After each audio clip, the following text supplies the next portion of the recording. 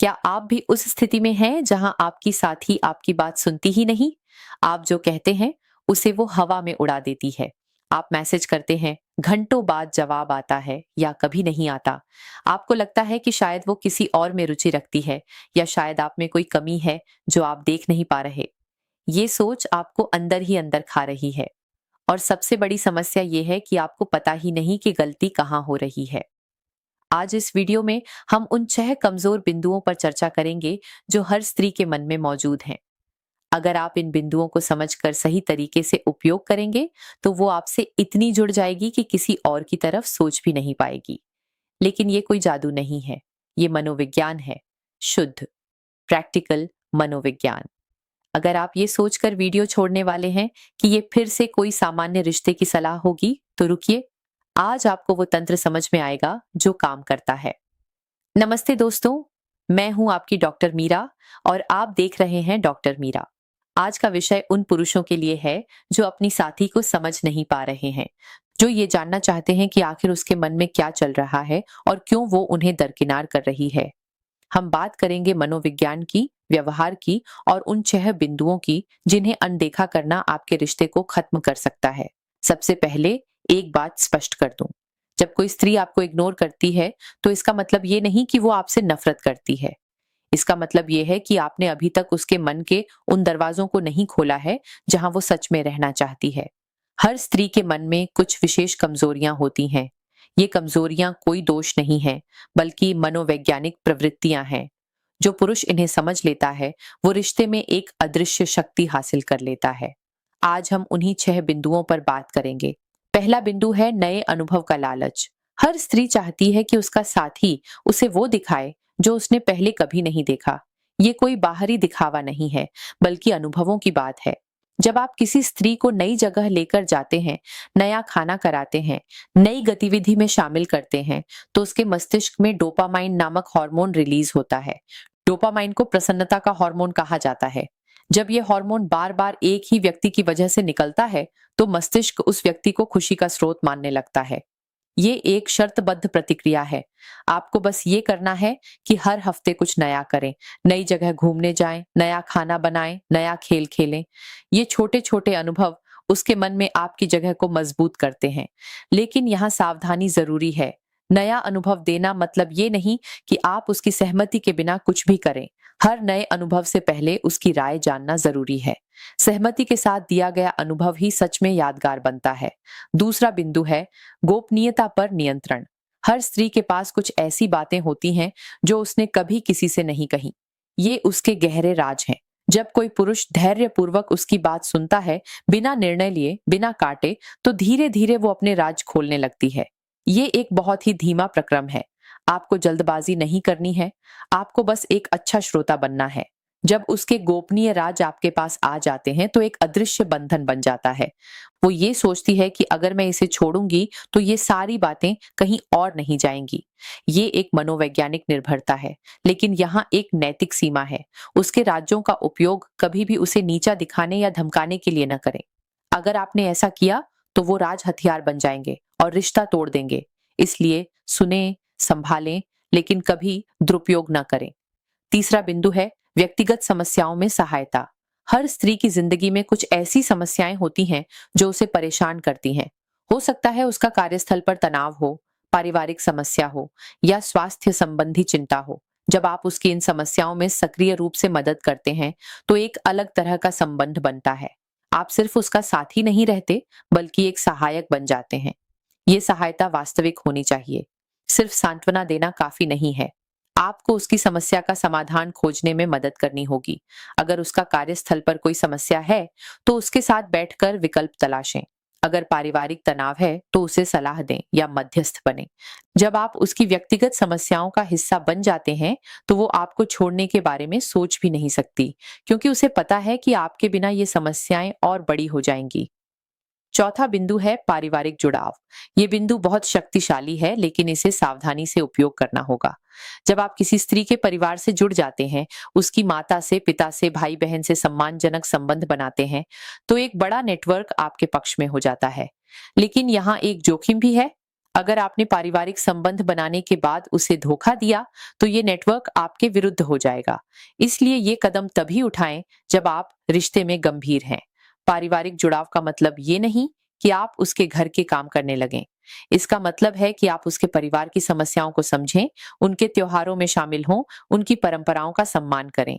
जब परिवार आपको अपना मानने लगता है तो स्त्री के लिए आपको छोड़ना मुश्किल हो जाता है, क्योंकि इसका मतलब होगा कि वो न सिर्फ आपको बल्कि अपने पूरे परिवार को भी दुख दे रही है।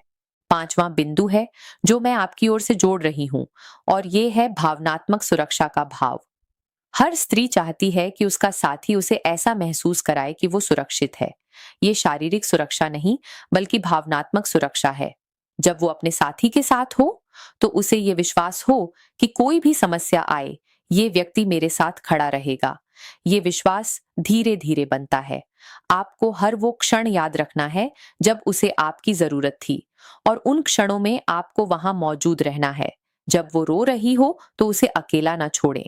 जब वो गुस्से में हो तो उससे बहस न करें, बल्कि शांति से सुने। जब वो सफल हो तो उसकी सफलता का जश्न मनाएं। ये छोटे छोटे क्षण मिलकर एक बड़ा भावनात्मक आधार बनाते हैं। जब ये आधार मजबूत हो जाता है तो वो आपको छोड़ने के बारे में सोच भी नहीं सकती, क्योंकि उसे पता है कि दूसरा कोई व्यक्ति उसे ये सुरक्षा नहीं दे पाएगा। छठा बिंदु, जो दूसरा नया बिंदु है, वो है आत्मसम्मान का संतुलन। हर स्त्री चाहती है कि उसका साथी उसकी इज्जत करे, लेकिन साथ ही उसे ये भी ना लगे कि वो आप पर पूरी तरह हावी है। ये एक बहुत ही नाजुक संतुलन है। अगर आप बहुत ज्यादा आगे बढ़कर उसकी हर बात मानेंगे तो वो आपको कमजोर समझने लगेगी, और कमजोर व्यक्ति को कोई नहीं रखना चाहता। अगर आप बहुत ज्यादा सख्त होंगे तो वो आपसे डरने लगेगी, और डर से बना रिश्ता टिकाऊ नहीं होता। आपको एक मध्यम मार्ग अपनाना है। उसकी राय का सम्मान करें, लेकिन अपनी राय भी रखें। उसकी इच्छाओं को महत्व दें, लेकिन अपनी सीमाएं भी स्पष्ट रखें। जब आप ये संतुलन बना लेते हैं तो वो आपको एक समान साथी के रूप में देखती है, न कि एक दास या एक तानाशाह के रूप में। ये समानता का भाव रिश्ते को लंबे समय तक चालू रखता है। अब इन 6 बिंदुओं को एक साथ कैसे उपयोग करें, ये समझना जरूरी है। आपको एक साथ सभी बिंदुओं पर हमला नहीं करना है। ये एक धीमा प्रक्रम है। पहले नए अनुभव से शुरुआत करें, फिर धीरे धीरे श्रोता बने और गोपनीयता हासिल करें। फिर उसकी समस्याओं में मदद करें। जब रिश्ता मजबूत हो जाए तो पारिवारिक जुड़ाव की ओर बढ़ें। साथ ही भावनात्मक सुरक्षा का वातावरण बनाए रखें, और हर कदम पर आत्मसम्मान का संतुलन बनाए रखें। ये कोई योजना नहीं जो एक हफ्ते में काम कर जाए। इसमें महीनों लग सकते हैं, लेकिन जब ये काम करता है तो परिणाम स्थायी होते हैं। यहाँ एक चेतावनी भी है। इन बिंदुओं का उपयोग कभी भी किसी को नुकसान पहुंचाने के लिए न करें। अगर आप किसी स्त्री को भावनात्मक रूप से इतना निर्भर बना देंगे कि वो अपनी पहचान खो दे, तो ये मानसिक शोषण है, और मानसिक शोषण कानूनन अपराध है। आपको ये सुनिश्चित करना है कि जब आप ये सब कर रहे हैं तो आपकी नीयत साफ हो। आप उसे प्यार और सम्मान दे रहे हैं, उसे नियंत्रित नहीं कर रहे। ये फर्क समझना बहुत जरूरी है। अब एक सवाल जो बहुत से पुरुष पूछते हैं, क्या ये सब करने के बाद भी अगर वो जाना चाहती है तो क्या करें? जवाब है, उसे जाने दें। किसी भी रिश्ते में जबरदस्ती का कोई स्थान नहीं है। अगर आपने ये सब कुछ ईमानदारी से किया और फिर भी वो खुश नहीं है, तो शायद आप दोनों एक दूसरे के लिए नहीं बने। इसमें कोई दोष नहीं है। जीवन बहुत लंबा है और सही व्यक्ति का मिलना समय की बात है। लेकिन अगर आपने ये 6 बिंदुओं को अपनाया तो संभावना यही है कि वो रुक जाएगी, क्योंकि आप उसके लिए वो सब कुछ बन गए होंगे जो किसी और में नहीं मिलेगा। इसके अलावा एक और बात जोड़ना चाहूंगी। आपका स्वयं का विकास भी उतना ही जरूरी है जितना कि रिश्ते का विकास। अगर आप खुद में कोई सुधार नहीं लाएंगे तो कोई भी तकनीक काम नहीं करेगी। आपको अपने व्यक्तित्व पर काम करना होगा। आपकी बात करने की कला, आपका आत्मविश्वास, आपकी जीवन शैली, ये सब मायने रखता है। एक स्त्री हमेशा ऐसे पुरुष की ओर आकर्षित होती है जो खुद में पूर्ण है, जो अपनी जिंदगी में एक लक्ष्य रखता है और उसके लिए काम करता है, जो अपने शरीर का ध्यान रखता है, अपने मस्तिष्क को शांत रखता है और अपने व्यवहार में सम्मानजनक है। ये बुनियादी गुण हैं।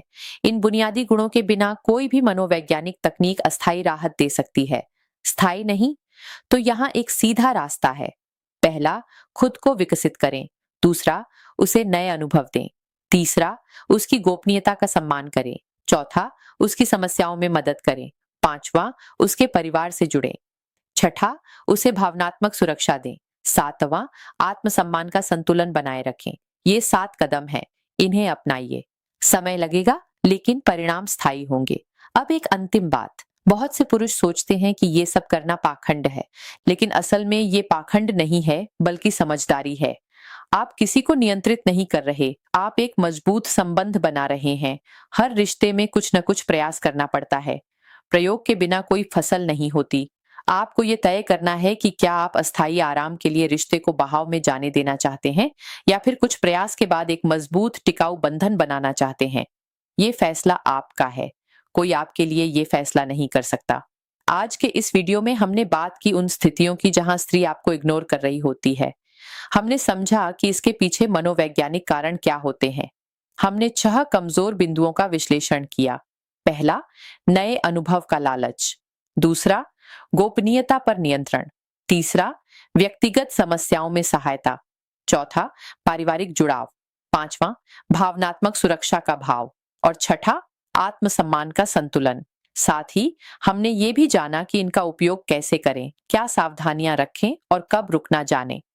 अगर आज की बातें आपके लिए उपयोगी रही हों, तो इस वीडियो को उन लोगों के साथ साझा करें जो इसी स्थिति से गुजर रहे हैं। अगर आप चाहते हैं कि हम आगे भी इसी तरह के गंभीर और व्यावहारिक विषयों पर चर्चा करें, तो कमेंट में लिखें। हम अगले वीडियो में मिलेंगे एक नए और महत्वपूर्ण विषय के साथ। तब तक अपना ख्याल रखें, अपने रिश्ते का ख्याल रखें और समझदारी से काम लें। शुभ रात्रि।